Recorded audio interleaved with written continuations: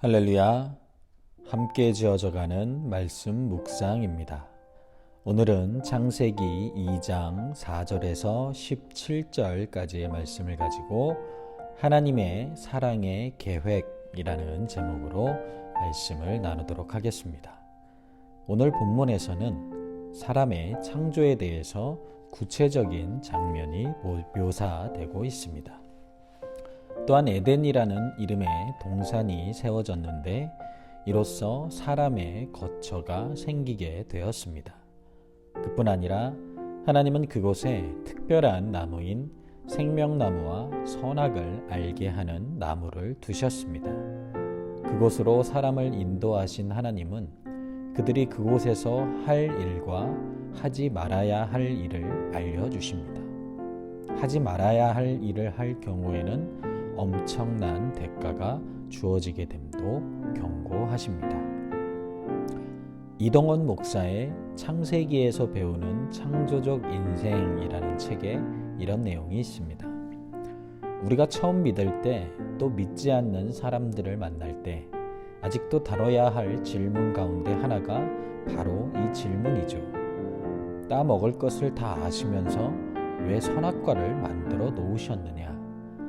저는 이 선악을 알게 하는 나무의 정체가 우리에게 묻고 있는 가장 중요한 질문은 하나님은 왜 선악을 알게 하는 나무의 열매를 만들어 놓았을까요? 라고 생각합니다. 이 질문은 도덕성과 관련하지 않고는 풀 수 없습니다. 성경에서 하나님이 처음으로 하지 말라고 말씀하십니다. 이 나무의 열매는 먹지 말라.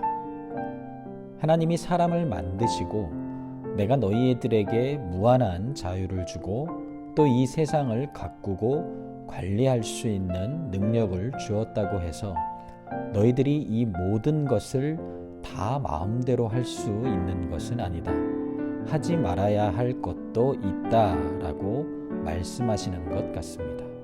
그 상징이 바로 선악과 나무 사건입니다. 하지 말아야 할 일이 있다는 말입니다. 이 관문을 통과하지 않으면 인간의 삶이 얼마나 허무해질지 하나님은 아셨습니다. 이것이 바로 도덕성의 핵심입니다. 하나님의 도덕성을 반영하는 율법은 결국 두 가지로 요약될 수 있습니다. 하라, 그 다음에는 하지 말라입니다. 우리가 하나님을 닮은 현저한 특성 중 하나가 바로 이 도덕성입니다. 하나님이 거룩하신 분인 것처럼 하나님은 우리 모두를 거룩한 존재로 지으셨습니다. 그러나 거기서 끝나지 않습니다. 하나님은 베드로전서 1장 16절에서 내가 거룩하니 너희도 거룩할지어다 라고 말씀하십니다. 이 도덕성에 대한 하나님의 기대에 부응하는 삶을 살아갈 때에야 비로소 우리는 하나님처럼 거룩한 존재가 되고 진실한 존재가 되며 또 하나님처럼 정결한 존재, 책임질 수 있는 존재가 되는 것입니다. 오늘 본문 4장 17절에서는 인간 중심의 창조 역사를 다루고 있습니다. 하나님은 사람을 위해 모든 것을 창조하셨습니다. 사랑하셔서 사람에게 모든 것을 맞춰서 창조하신 것입니다. 그러므로 우리는 하나님을 믿고 순종하며 살아가야 하는 존재임을 기억해야 합니다. 본문 4절에서 7절을 보면 하나님이 하늘과 땅을 창조하셨지만 땅을 갈 사람이 없어서 초목과 채소가 나지 않는 황폐한 모습이 소개되고 있습니다. 그래서 하나님이 섬세한 솜씨로 땅의 흙으로 사람을 지으시고 생기를 그 코에 불어넣어 생명이 되게 하십니다.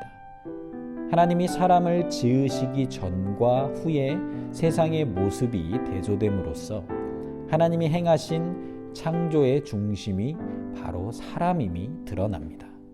이렇듯 하나님의 창조의 중심은 바로 사람입니다. 사람이 없을 때의 천지는 제 모습을 갖추지 못했지만 사람을 창조한 후에는 메마른 땅이 생명력이 넘치는 땅으로 바뀌게 됩니다. 우리가 여기서 깨달을 수 있는 것은 사람은 하나님 안에서만 참된 가치와 의미를 발견할 수 있다는 것입니다. 사람은 땅의 흙으로 지어졌기 때문에 천상의 존재가 아닙니다. 어찌 보면 짐승들과 똑같은 피조물에 불과한 것입니다. 그러나 하나님은 하나님의 형상대로 창조된 존귀한 존재로서 피조물들 중에서 유일하게 하나님과 인격적인 사랑의 교제를 나눌 수 있게 하셨습니다. 그렇기에 하나님 안에서만 사람이 참된 가치와 의미가 있는 것입니다. 즉, 하나님 안에 있을 때 우리는 세상의 그 무엇과도 비교할 수 없는 무한한 가치를 지닌 존재가 되는 것입니다. 세상의 기준으로 나를 바라보는 것이 아니라 하나님 안에서의 내 자신의 진정한 가치를 발견하고 오늘도 나를 사랑하시고 만나주시고 돌보시고 동행해 주시는 그 하나님의 사랑 안에서 아름다운 교제를 나누는 저와 여러분들이 되시기를 주님의 이름으로 축원드립니다. 본문 8절에서 14절에서는 하나님은 동방의 에덴에 동산을 만드시고 사람을 거기에 두십니다. 본문에 등장하는 각종 실과와 뇌강은 생명의 풍성함을 상징적으로 보여주고 각종 금은 보석은 그 부요함이 어떠한지를 보여줍니다. 그리고 동산 가운데에는 생명나무와 선악을 알게 하는 나무가 있습니다. 이 모든 것은 생명의 주인 되신 하나님으로부터 나온 것입니다. 하나님이 사람의 거처로 에덴 동산을 만드시고 사람에게 필요한 모든 것을 풍성하게 공급하셨습니다. 하나님 안에서 부족함 없이 기쁨 가운데 살아갈 수 있는 환경을 만들어 주신 것입니다. 하나님은 기본적으로 사람들이 풍성한 복을 받아 누리기 원하십니다. 그래서 지으신 사람을 생명수가 흐르고 각종 실과가 가득한 에덴 동산에서 살게 하신 것입니다. 그러나 사람은 죄로 인해 복을 잃어버리고 참된 만족을 잃어버리게 되었습니다. 하나님은 예수 그리스도를 보내셔서 다시금 신령한 복과 진정한 행복을 찾을 수 있도록 은혜를 베풀어 주셨습니다. 안타까운 현실은 수많은 사람들이 이러한 하나님이 주시는 행복이 아닌 세상 속에서 그 만족을 찾으려고 발버둥 친다는 것입니다. 그러나 우리가 분명히 기억해야 할 것은 하나님 안에만 참된 기쁨과 행복이 있다는 것입니다. 세상에서 주는 잠깐의 즐거움과 만족이 영원히 지속될 수 없음을 깨달아야 하는 것입니다. 오직 하나님 안에서만 영원한 즐거움과 참된 만족이 지속됩니다. 그렇기에 하나님께로 돌아와야 합니다. 스스로는 하나님께로 돌아올 수 없기 때문에 하나님은 독생자 예수 그리스도를 이 땅에 보내심으로 새 생명을 얻을 수 있는 기회를 허락하셨습니다. 예수 안에 있을 때 잃어버린 기쁨과 참된 만족을 회복하고 생명력 있는 삶을 살아갈 수 있음을 기억하는 저와 여러분들이 되시기를 주님의 이름으로 축원드립니다. 본문 15절과 17절까지의 말씀에서는 하나님이 사람에게 에덴 동산을 경작하며 지키는 사명을 맡기십니다. 하나님이 사람을 에덴 동산에 두셨는데 여기서 두어라는 뜻의 히브리어 바야니헤우는 8절에 나오는 두신이라의 뜻의 히브리어 바야셈과는 다른 단어입니다. 8절의 바야셈은 단순히 두셨다는 뜻이고 15절의 바야니헤우는 안식하게 하셨다, 누리게 하셨다라는 뜻을 담고 있습니다. 하나님이 사람을 에덴 동산에 두셔서 안식을 누릴 수 있게 하셨다는 의미입니다. 무엇을 위해 안식하게 하신 것인가? 그것은 에덴 동산을 경작하며 지키게 하기 위한 것입니다.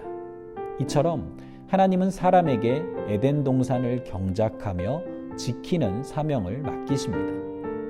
하나님은 사람에게 당신의 통치 대리자로서 땅을 경작하고 지키는 사명과 책임을 부여하십니다. 그리고 각종 나무의 열매는 마음대로 먹되 선악을 알게 하는 나무의 열매는 먹지 말라고, 먹으면 반드시 죽는다고 경고하십니다. 사람에게 하나님의 금지 명령을 지키며 자발적인 순종을 원하신 것입니다. 하나님은 사람에게 자유의지를 허락하셔서 선택의 자유를 주셨습니다. 우리가 자발적으로 하나님을 섬기기 원하시는 하나님의 마음이 여기에 있습니다. 그분은 강압적인 통치가 아닌 우리와 인격적인 교제를 나누시기 원하십니다. 하나님은 에덴 동산의 모든 것을 다 주실 뿐만 아니라 하나님을 스스로 우리가 경배할 수 있는 자유도 허락하셨습니다.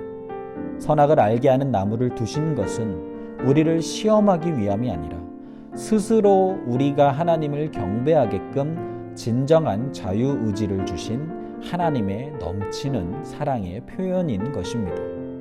하나님의 말씀에 자발적인 순종으로 하나님의 사랑 안에서 인격적인 교제를 나누는 저와 여러분들이 되시기를 주님의 이름으로 축원드립니다.